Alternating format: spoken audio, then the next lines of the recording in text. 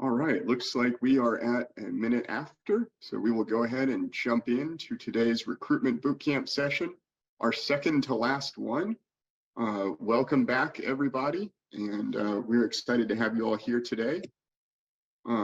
With us, we have, I think, almost the complete Star Center team with us, and today you have both me and Helen at the same place at the same time. That's amazing.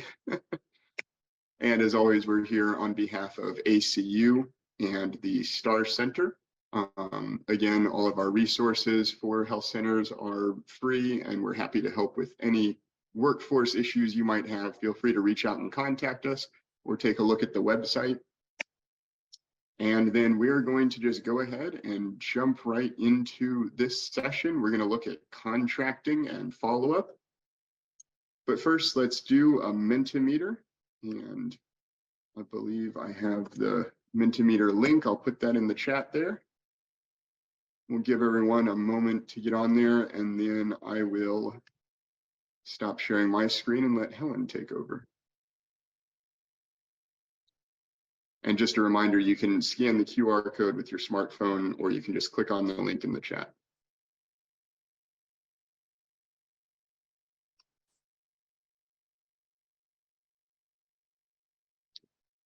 Okay, for the questions today, I thought we'd kind of do some interesting what ifs. And so would you rather go 1,000 years into the past or 1,000 years into the future? I think this is actually kind of a hard one because there's like some cool stuff, but in the past was like the Crusades and stuff. And as we were just discussing, our history education is really narrow focus. So I don't know what else was going on 1,000 years ago. I think some really cool things. I think pyramids were being built in Central and South America and things like that. So there's some cool stuff going on. But then 1,000 years in the future, who knows what'll be going on? I think maybe that was what was more pyramids. Is that what you're gonna say? More pyramids. It's cyclical.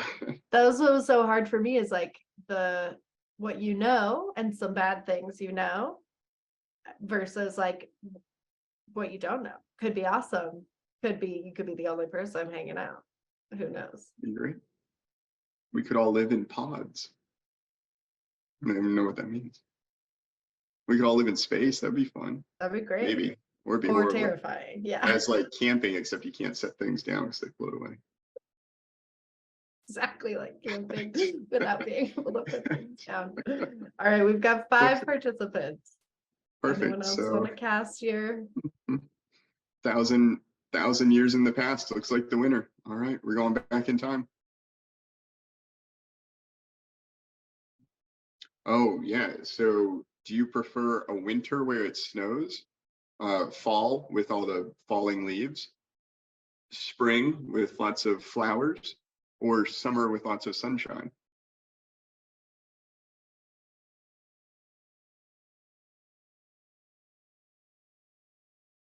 A lot of fall people, spring people. I'm a summer person. There's a couple summer people weighing in. Not as many votes for winter as I would have thought. I mean, it could be that we just left winter. We've all been there for a long time already. Winter's exciting going into it. Coming out of it, you're by the end, you're like, oh my God, give me some vitamin D, please. Yeah. Also, apologies / you're welcome for my cat being involved today. Oh yeah, this is going to be the recruitment boot camp session of the cats. Right, Panda? All right, looks like spring is winning by a lot. Yeah, I think spring is the winner. Right, the scariest movie you've ever seen. This one you gotta type it in. Also, I was trying to come up with just like a background image for this. Don't type in scary to just the like open source image software. There's some terrifying stuff. A lot of clown faces. And we have in the chat, someone said The Exorcist. That's a pretty good one. That was pretty scary. I just saw a preview recently for a new Exorcist type movie with Russell Crowe. or he does an Italian accent, so that's interesting. The Hills Have Eyes. That one looks scary. I've never seen that one. I've never even heard of Hereditary, but it sounds terrifying. So I've heard of that one in that someone was like, Helen, you won't be able to handle this. Don't watch. okay, good to know. Train to Busan and Hunting in Connecticut. Not activities. That does sound terrifying. Kind of a small space to be hunting in. Oh no, that's Rhode Island. Never mind. Don't hunt in Rhode Island because. Has anyone seen Us from Jordan Peele? I couldn't. Yeah. I saw the trailer and I was too scared. So I yeah, that one. Just the trailer was terrifying. Pandorum. That's a good like kind of sci-fi one, like Aliens, but I think scarier. In the chat, you have Mulalani said Us was too scary. Okay. It looked terrifying. It looked so scary. I couldn't do it. Nice. Well, now we have some recommendations for those folks who like scary movies and some things for me to avoid as a person who internalizes scary movies. I like whoever put K-19 the Widowmaker. I feel that's like a good claustrophobic, the submarine movie. Okay, so I'll be honest, that was me, and I have a story about it. I'll put it in the discussion board, but I saw that movie when I was 9 years old. I'm camping in Alaska, and I've been terrified of submarines and nuclear reactors ever since. So, all right, great. Do we have haunting in Connecticut, not hunting in Connecticut? Haunting. That makes more sense. That makes sense. Thank you for the clarification. All right. Let's jump back into our slides here. There we go. Terrific. All right. So now we're going to take a moment and go into our breakout groups and take a few minutes here to discuss some things. And I'll put these questions in the breakout group chats. But do your interview processes, kind of reflecting back to last session, include questions about Jedi principles, or how do you address that in your hiring process? And I know, and Helen put some really good resources up on the discussion board, and I think we got them to actually stay up there this time. And so if you haven't addressed Jedi principles before in your hiring processes, kind of how are you going to approach that going forward? And where do you see opportunities to kind of integrate that in there? And then if you have extra time, also discuss, do you bring final round candidates for different job positions to your health centers for visits, or do you do virtual visits or something like that? All right, and we'll let you jump into your breakout rooms. Okay. Welcome back, everyone. I hope everyone had some good discussions. I think at the end, if we have time, we'll do more of a whole group discussion. But in the meantime, let's jump on in. Today, we are going to talk about the final couple steps in our step ladder of recruitment, and that's going to be contracts and onboarding. So as we talk about contracts, obviously, we want them to be pretty inclusive of, of our work expectations for the employee, and also to discuss compensation benefits. Pardon me, I'm sorry. To discuss compensation and benefits, and this is, I think, a good opportunity to highlight benefits and to kind of, especially for younger employees or people who are transitioning jobs and careers, to really highlight some of the benefits that health centers a lot of times are able to offer that other employers are not. So really helping people to understand and take advantage of things, not just the common ones like health insurance, but if you have, say, a retirement plan with matching, kind of let people know how that works, especially folks that may not have been educated on things like that before, and kind of the benefit and importance on something like that. But also if you pardon me, if you have very inclusive benefits or things that again are not offered at a lot of other jobs, this is a good opportunity to really highlight that. And then also talking about things like professional development. How is that going to work? So some of that you may want to highlight in the contract itself, and then also take this opportunity to discuss with your employees, with new employees, how does professional development work? Is it, so it might be in the form of continuing education opportunities or opportunities to take on new kind of educational challenges, as they develop throughout their career and everything. What does it look like if someone comes in and say has expressed that they, are looking for opportunities to move up and progress with an organization? How does that work? What does that look like? Who can they go to for more information about that? And who's going to be working with them on those things? Other stuff like expenses and moving allowances.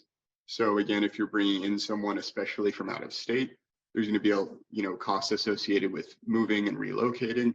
So the contract should outline what's going to be covered and how does that process work. Same thing with kind of day-to-day or other on-the-job expenses.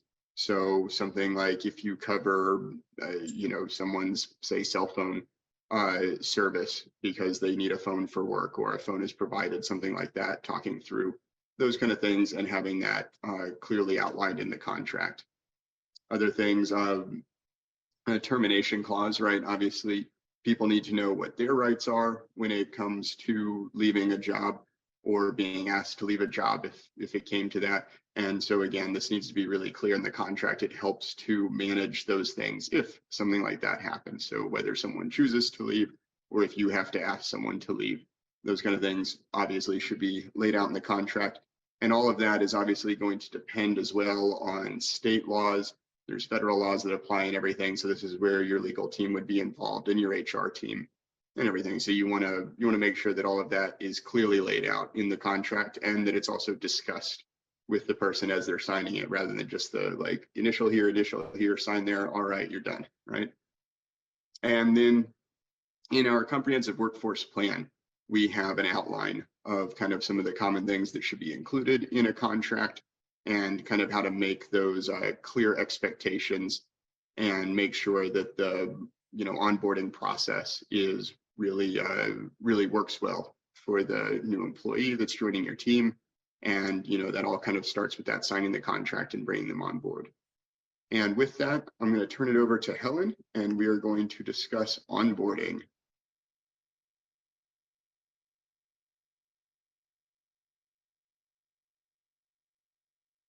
Sorry, I had to share my screen and come off mute and come on camera. So yeah, thank you so much for that rundown of contracting, Alex.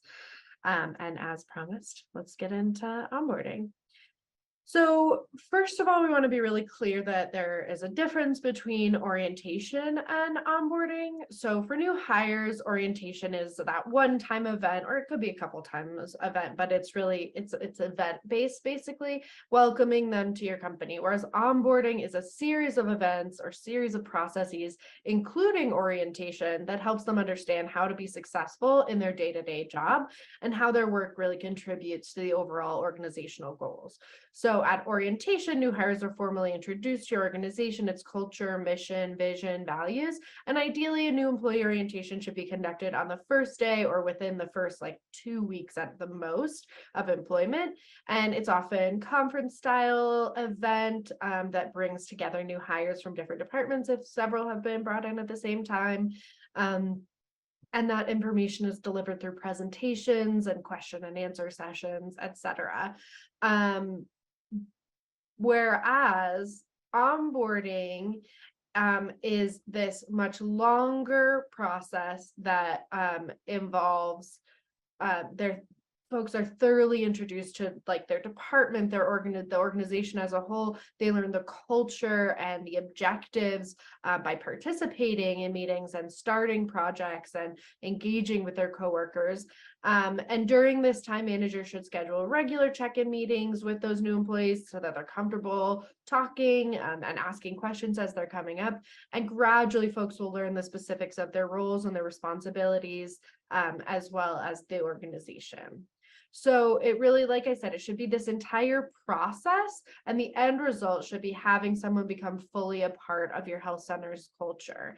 And that, of course, is not to say to having someone assimilate into your organizational culture, but to feel included and to feel like they're part of the organization. It's about onboarding them into more than just your organization as well, but into the community as a whole. So thinking about if they're community members or connections that you could be introducing folks to, or just helping them feel more connected. Again, as we discussed during the on-site interview portion last week, this makes more sense in terms of onboarding them into the community as a whole if they're coming from outside the community. But even so, with folks who didn't have to move to join your organization, making sure that they're plugged in and that they feel connected to that community that we're serving or that we serve.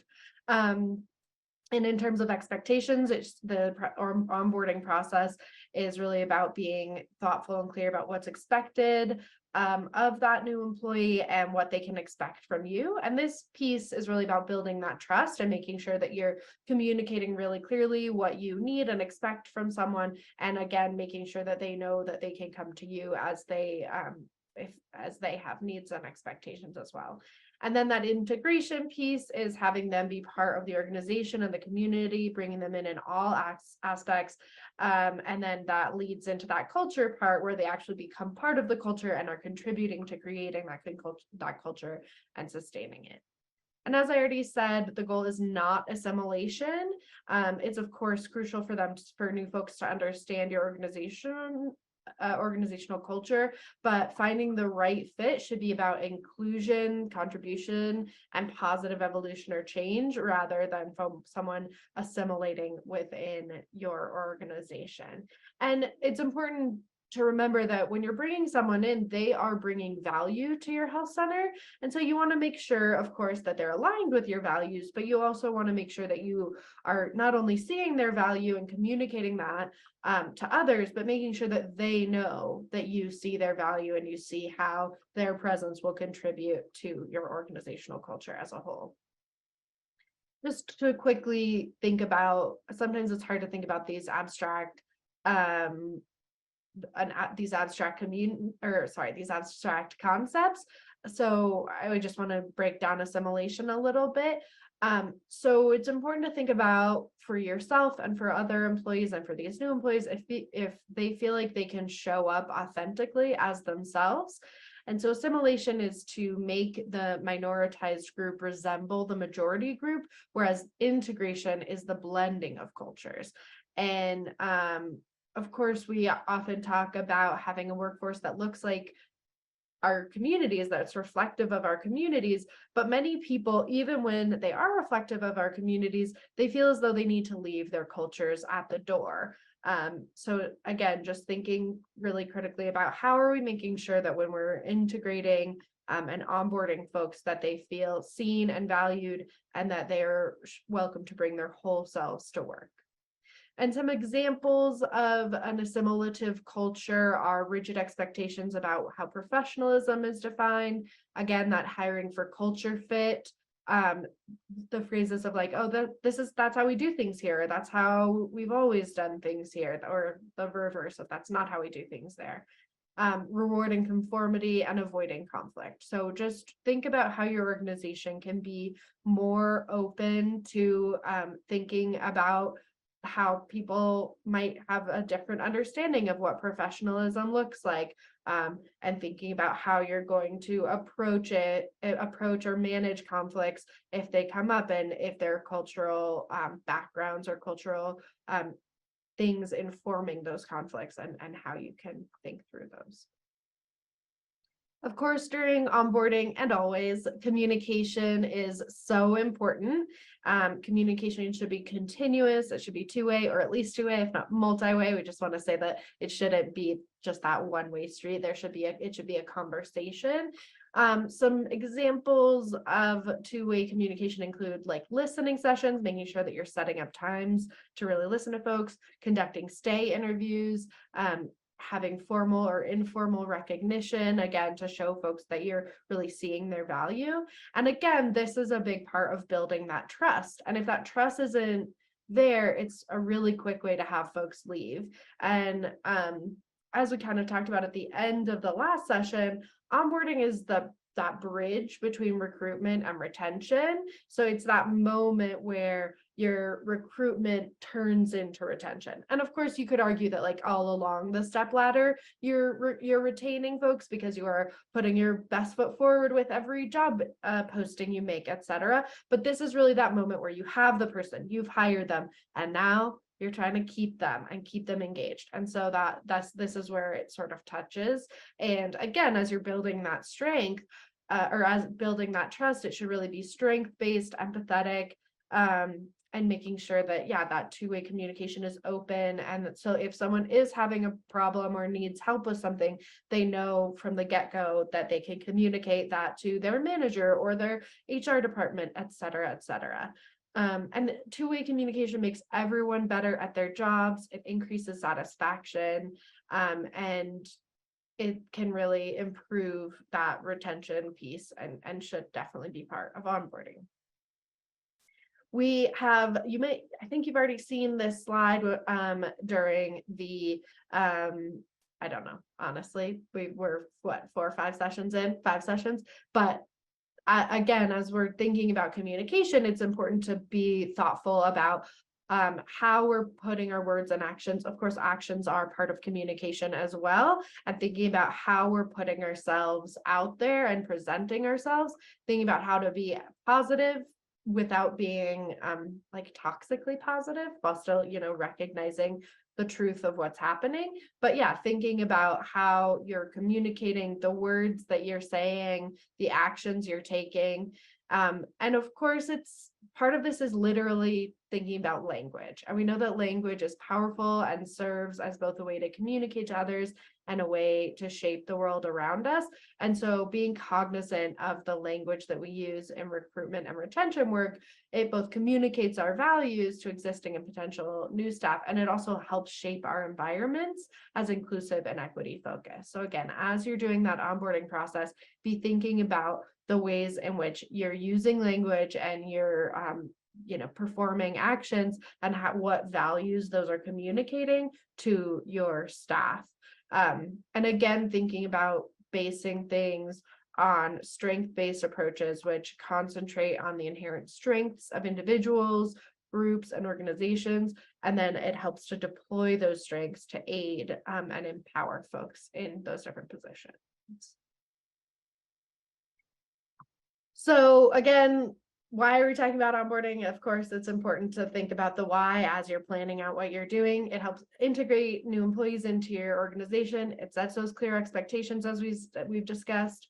It improves productivity and helps it happen quicker, and it reduces turnover. And I know we've talked a lot in this Learning Collaborative about the cost of turnover and how everything we're doing is trying to diminish that cost by recruiting the right people who are going to be in it for the long haul from the get-go. And again, this onboarding piece is where we start to touch into that retention bit. So this is an example onboarding model from SHRM. And of course, you've got the selection piece first, and then increasing folks' self-efficacy. So making sure that they feel like they have the tools that they need to understand what's going on and what they're supposed to be doing, making sure that they're really clear on their role, and that both, again, going back to that expectations piece, make sure that they know what to expect of you and you are clear about what you're expecting of them. That social integration piece, making sure that they're connecting with their peers, their managers, folks from other departments, folks within their departments, making sure that they are gaining that knowledge of your culture and internal functionings. And then there you've got successful onboarding. So the 4 C's of onboarding are compliance, clarification, culture, and connection. And compliance is, of course, just teaching the basic legal and policy related rules and regulations so that folks can do, the basics of their job without crossing any lines. Clarification is that understanding of those expectations, roles, and responsibilities, again, not just their own, but others, especially as we talk about the health center model, where we have integrated and team-based care, to know that, yes, this might not be part of your role, but it's going to be taken care of by this person whose role that is. And then again, making sure that folks understand that culture, vision, mission, and values, how folks are expected to show up every day, and what sort of our like expectations and rules are for interacting with each other and patients. And then that connection piece, again, we've already talked about onboarding and integrating folks into your own social fabric of your organization, as well as the communities. Some tips for successful onboarding are to assign a mentor to orient new staff members. You can assign a person. A realistic timeline for each onboarding activity is also really important. Thinking through how much time it's actually going to take someone to do these things, and it should be based on each person, and you should be continuously checking in about what that person thinks is going to work for them. Setting expectations and goals for the new hire, as we've already discussed. Like we've said, arranging those social interactions and allowing time for folks to socialize with workers. We spend at least 8, if not more, hours a day with these people. And so making sure that as someone is new, that they're have those opportunities to make those social connections beyond just like knowing each other's names, etc. And I think one thing that's really important here that we often see is that a new person will come in and introduce themselves, and they'll be asked to give a lot of information about themselves. And then the rest of the group who already know each other and feel like it would be redundant to introduce themselves sort of just say names or whatever. So making sure there's that equal understanding of like, yes, you're new, and so we want to know about you, but of course you want to know about us as well. I think that's really important. And then conducting those weekly check-in calls or meetings, and you can of course taper those off to bi-monthly or monthly over the first few months. But when someone first starts a new job, just making sure that those lines of communication are really open, and that of course they could reach out to you anytime, but even if they don't, in the meantime, like at least every week, they're going to have a check-in with you or their supervisor or their manager. Again, providing opportunities for peer interaction outside of the community, whether that be offering ways for them to network with other health center staff from around the nation, or making sure that there's, just that they're connected to all the different networks that they could be. This is, I think, I know during the last session on the interview process, I got a little passionate about our movement, but I think this is another piece of like, it is so cool to be part of the health center movement. And I think a lot of new hires don't understand that when they're joining a health center, they're joining an entire network of providers and other staff. And again, like I talked about last time, like this legacy of activists and community organizers, and they don't even necessarily know it. So finding ways to plug folks in, whether it's with your primary care association to say, hey, we're supported by this statewide organization, or this regional organization if you live in a state with a regional primary care association, or to an NTAP of like, hey, there's this wonderful NTAP that helps support our work called the Star Center. Or, if you work for a healthcare for the homeless health center, plugging them in with the National Healthcare for the Homeless Council, just showing them that there is this wider community and network. And that goes into that next bullet point too, about providing support resources, is like, of course you can have your internal support resources, and you absolutely should. And in the next slide, a resource we're going to talk about lists some of those, but there's also this whole national program behind these folks that is paid to create a ton of resources for them. And again, whether it's a new clinician of any kind, or a new HR person, or new frontline or like front desk worker, like there are resources and ways to connect for everyone in those spaces. I'm going to check the chat real quick. Okay, great. Alex is putting some resources on building an inclusive organization into the chat. Thank you so much. So as promised, I know I said this during the last time I promised I'd talk about this, and I was just sort of mentioning it. So we have recently published this onboarding list. It's a customizable Word document that you can use to plan for and manage your onboarding at your health center. That slide has a link right where it says here.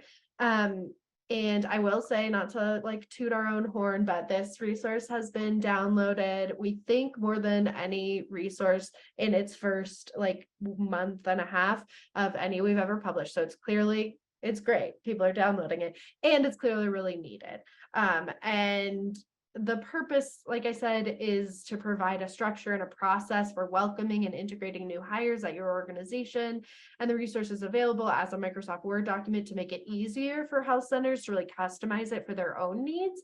And it contains a checklist for all staff, as well as some little an addendum at the end for additional considerations for specific clinical staff. And the tool begins with a background on onboarding and its components, including, of course, why it's important, how it bridges recruitment and retention efforts, as I've been talking about, how to apply that justice, equity, diversity, and inclusion lens. And then the next section is that editable template for onboarding, and it includes preparatory, orientation, and integration stages. And the checklist includes sections, again, for all staff and specific information for certain provider types, as I mentioned. And then there's a baseline list of documents required for onboarding. Of course, we want to note that this resource has been created knowing that procedures, policies, and needs really vary across health centers and communities. And we encourage you to make edits, adjustments, additions to best fit your environment. And of course, if any parts of the document don't apply to your organization, simply delete them or skip them. So with that in mind, I'm going to quickly share what the document looks like, so you can get a sneak peek. There you are. Okay, so I'm starting a little bit. This is like once it actually, so it starts with, of course, wonderful graphic design, no big deal. And then here's all the things that we talked about like the background. We don't need to go through that. And then it starts with this onboarding checklist, and it has sections for who's in charge, what the timeline is, and it's what like when it was completed and by whom. And this section is thought like you would just do like the date and an initial, and that way too you can keep track of and think about it. You know, if someone comes to you and says like, oh, I was never taught this, sorry I made this mistake, but I was never taught this, you can look back at their onboarding checklist and see like whose initials were there, and then you say, well, hey, Mikey Jonestown, hey, it says that you onboarded like, and you know, you can just not to be punitive, but sort of check in on like, what's Mikey Jonestown saying about this? Is Mikey Jonestown trained well enough to be training someone else on this, etc. And again, there are blank spaces that you can fill in, and a lot of it is just sort of like it just is a one-liner, like discuss Jedi commitment principles and expectations. So of course there is still work to be done of like building out what that means in your onboarding, but there's this, you know, this template and this list to get started. So yeah, that's the template itself, editable again, and then you've got your provider personnel specific additions, a list of initial documents to get you going, and you're excited. So that's the onboarding checklist, a resource we're very excited about. I want to make sure that we're sharing with folks. And yeah, the link to it is in the chat. I did make it. Don't worry about it. It was a team effort. It's my false humility. So yeah, that's some quick and dirty stuff about onboarding. So for our larger group discussion, we want to know, what is a piece of wisdom that you can share with your colleagues about your onboarding processes? What are you already including? What do you find goes really well, etc.?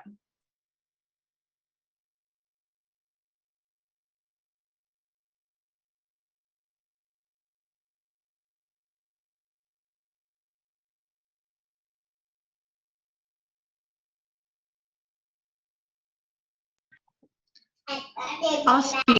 My name is Borka. I'm with Access Community Health. I apologize for the additional background noise. Hope you guys can still hear me through that. But we currently have an HR onboarding checklist that we go through.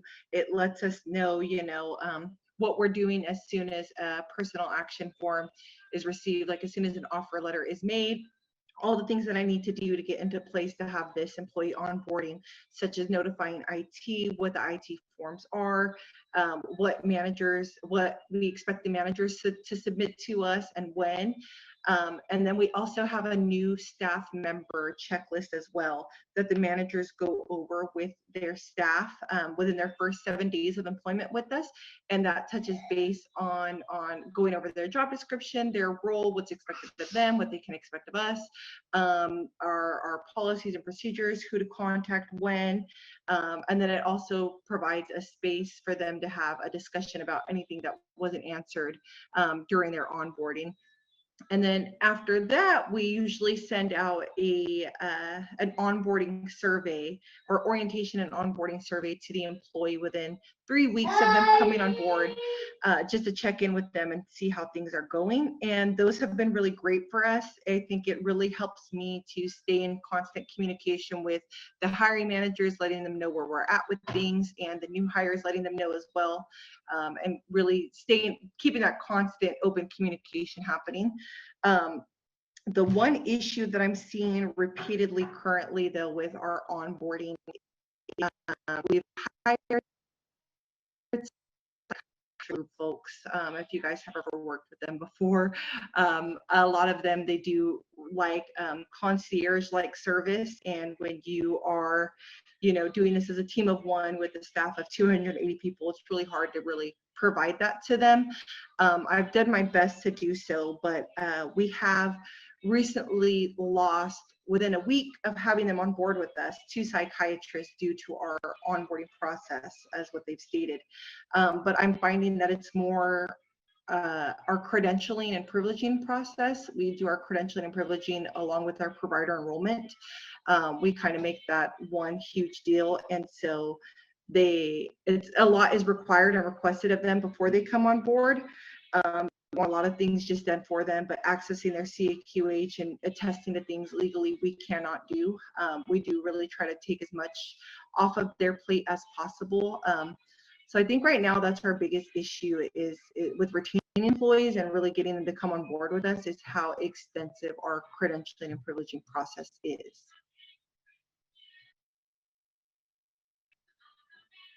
So if anyone has those issues and any areas of like improvement or, really how to set that precedence, I'm definitely open to hearing. Yeah, I was gonna say, does anyone else in the group have any wisdom or thoughts to share on that credentialing and privileging piece?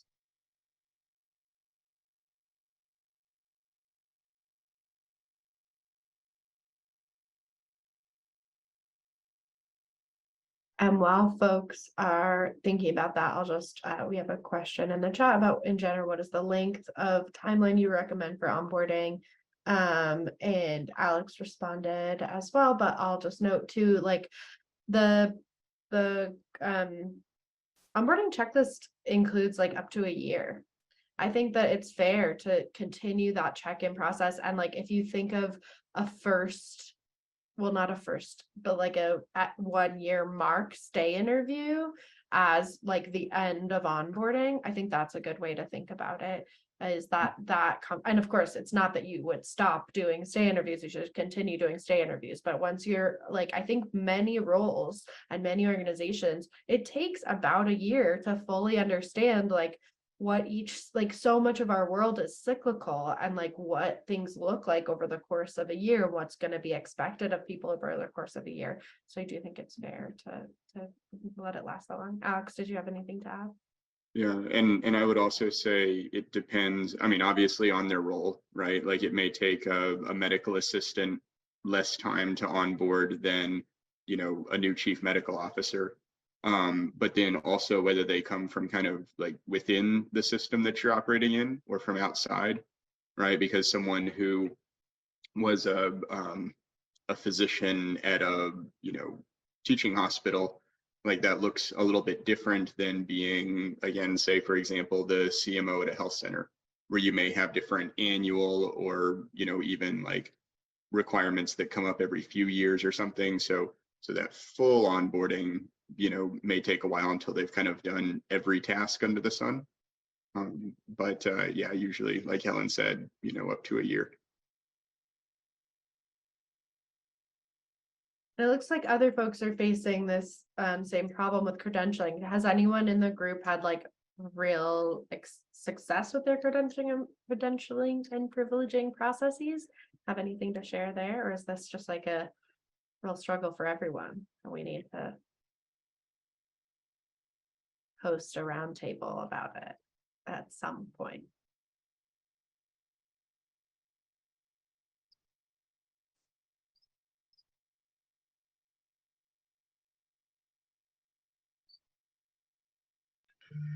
Oh, Recently, oh, sorry.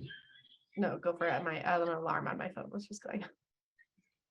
Recently, we've discussed having our hiring managers really lay this out to the providers that they're meeting with, that we are an FQHC. We do have a lot of strict guidelines that we need to adhere to. And I think that's something that wasn't done before. We've hired people before that have had private practices or that come from other health plans. And so they're saying, why is all of this required? They don't understand it, especially if they've worked with the county. They say the county, I work for the county and they didn't require any of this, and it's the county, So explaining to them, the county bills directly to DHCS in California. So they're not required to all of HRSA standards, unlike us. So I think it's on a lot of the hiring managers to discuss that with the providers in the interviewing process, to let them know what it's going to entail for them to come on board with us. And we have, an idea of it takes about anywhere from 3 to 6 weeks with credentialing, depending on when the peer references respond and whatnot. So I think what we're going to try to move into, just starting this week, we just discussed it last week, is making sure that the hiring managers are really laying that out so that they know what's going to to them if an offer is made. Yeah, I think like you said, like saying that in the interview process, like I think that's a great call. That makes a lot of sense. And then Danielle says that we hire without billing. Oh, it moved up.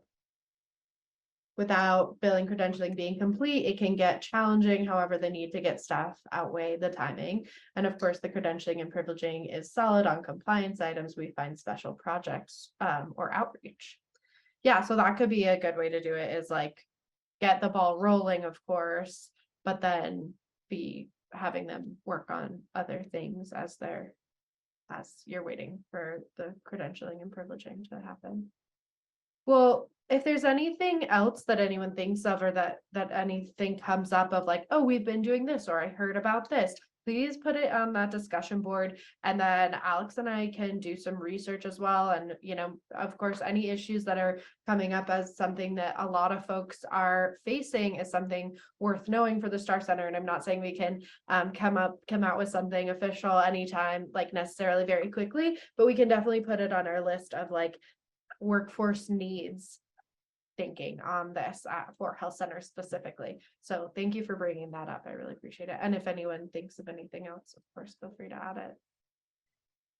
So sort of in reference to our last session, as well as to get us prepared for our next session, we're wondering if any of you have any unique ways that your health center has worked to integrate JEDI, Justice, Equity, Diversity, Inclusion principles into its recruitment and retention work. So thinking about some of those things from the interviewing process, anything before on the ladder, or anything that you work on as part of your retention works. And again, it's a little hint towards our final session.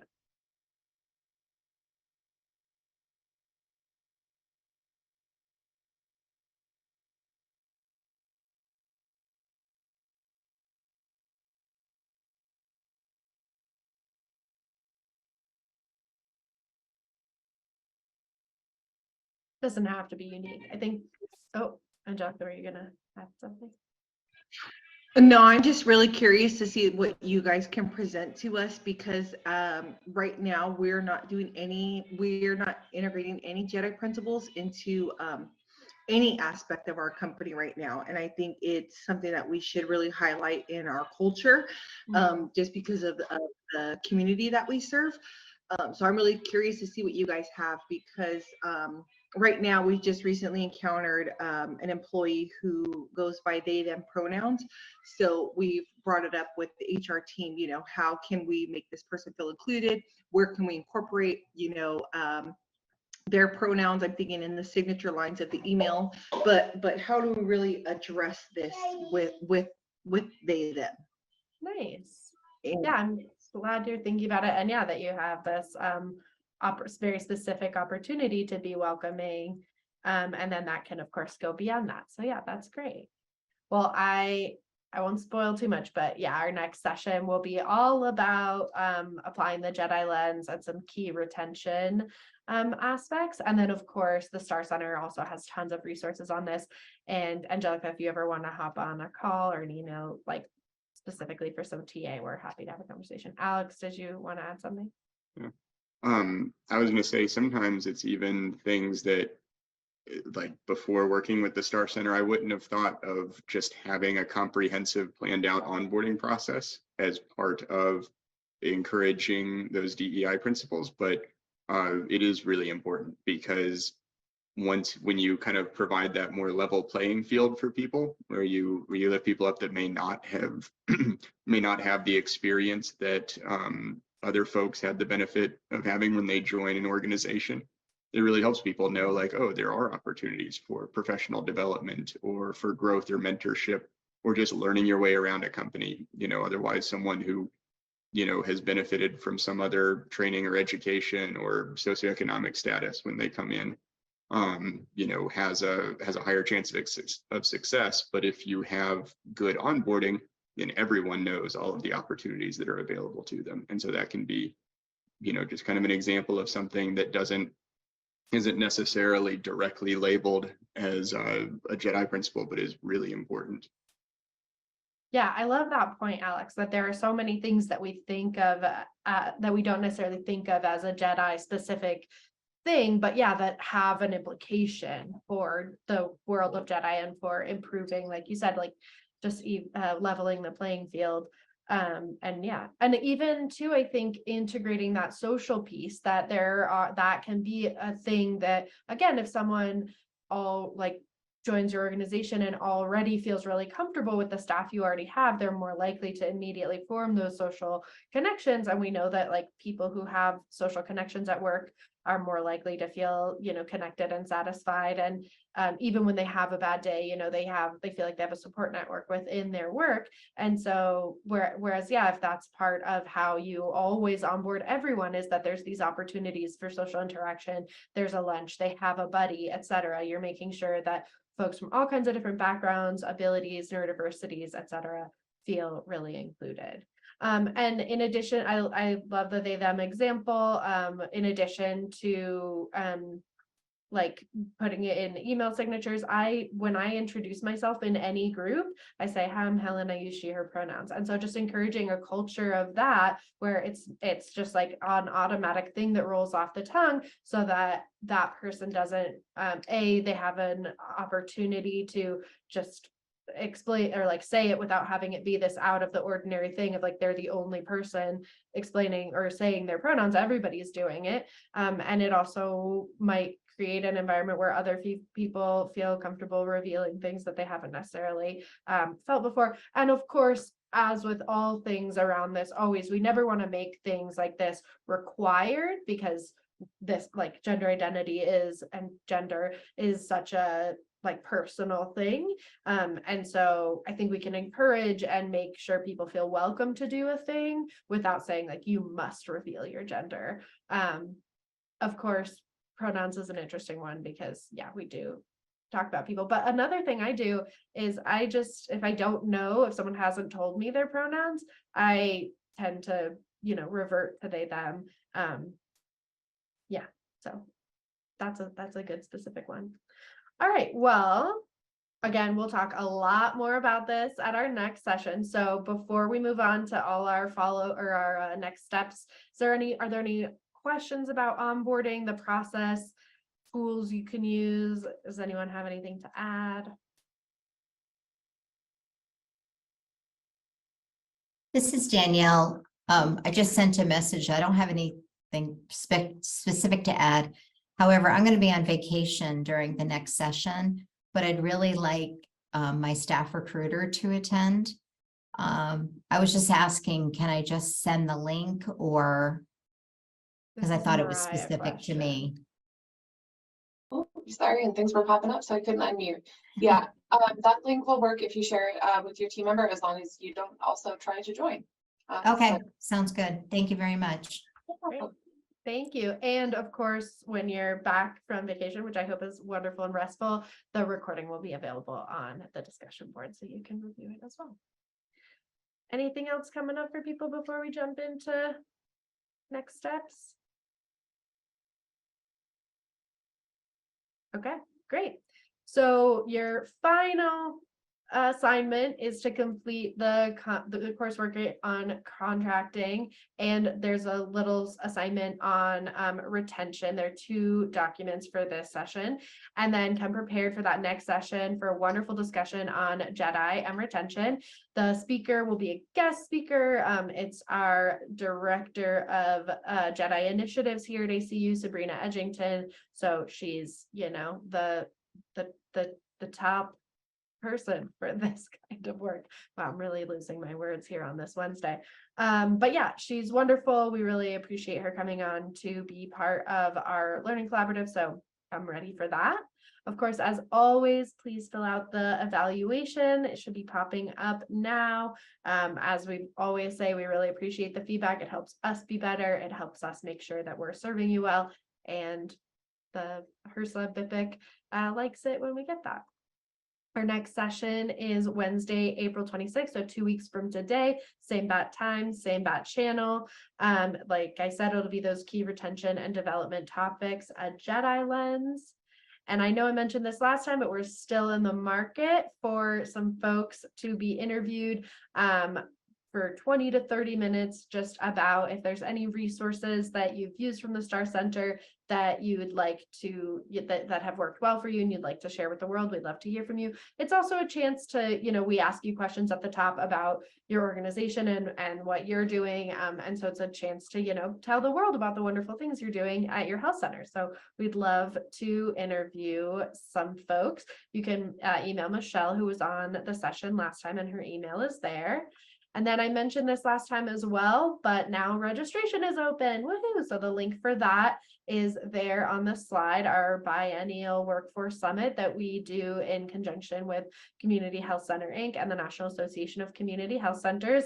It's shaping up to be a great 2-day virtual event. It's free. There are some networking opportunities. We'll have a lot of experts and panels, speakers speaking on, you know, pressing workforce stuff. And again, it's free. So that's nice.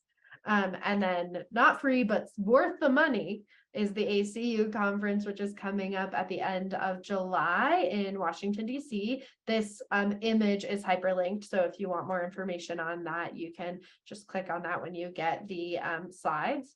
And of course, as always, you know about our resources, but here's a list. You can access our self-paced courses there and the podcast at that second link. And always feel free to reach out. Just one more plug. We only got a few submissions for folks wanting us to look at their job announcements. That opportunity is still available. Feel free to send them directly to myself or Alex. Our emails are at the beginning of the PowerPoint, and then you can always send things to info@clinicians.org. That goes to a real person, Michelle, who you met last time, and she can forward them on to us as needed. So yeah, again, that's a special offering that you all get that not everyone gets, so take advantage of it. And that's all I've got. 2 minutes to spare. Does anyone have any final thoughts, questions, desires, needs, a scary movie they forgot to mention? Hey, on the annual conference that's in July in DC, can you go back to that slide real quick? Yes. Thank you. Yeah, of course. Absolutely. And this will also be on the slide deck that we post on the discussion board as well, in case anyone needs okay. to reference it later. Yeah. Good. Okay. And this, like I said, this image itself is hyperlinked, so you can just, it'll click take on you it. straight to that, the page about it. There is a workforce track. The Star Center will be presenting some things, other folks will be presenting other things. I believe it is set that we will have a TA table again to help folks with job announcements. So you are very special, but also folks at the conference are special. So yeah, if you do come to the conference and you want us to go over job announcements with you, feel free to bring those printed or not. Or just say hi. Just say hi. Yeah, we'll be there. We'll be hanging out. We'd love to say hi. And yeah, it's a great conference.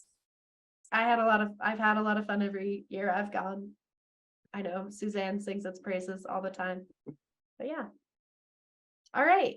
If there are no other questions or comments, that we're basically at time. So thank you all so much for coming today and participating. It's so good to see you all as always. I'm kind of sad that the next session is our last session because I've really enjoyed this cohort. But of course, feel free to reach out to us in the meantime between this session and the next, and in perpetuity. Is that the right word? You're welcome to reach out to us anytime, even after the Learning Collaborative is over. Yeah, thank you all so much and have a wonderful rest of your Wednesday.